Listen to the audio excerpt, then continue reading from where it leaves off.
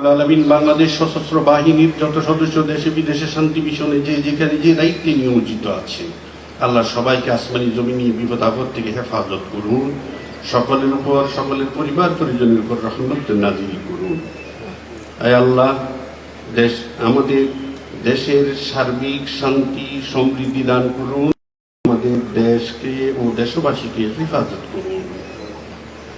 আয় আল্লাহ, আমাদের ভুল ত্রুটিগুলো আপনি ক্ষমা করে দিন। রব্বুল আলামিন আমাদের দোয়াকে আপনি কবুল করুন। রব্বি রহমহুমা কামা রাব্বায়ানি সগীরা।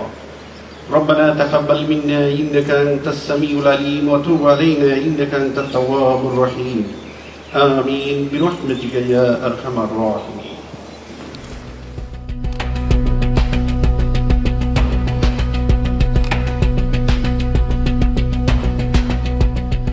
দিনাজপুর টিভি, মানুষের জীবনের কথা বলে।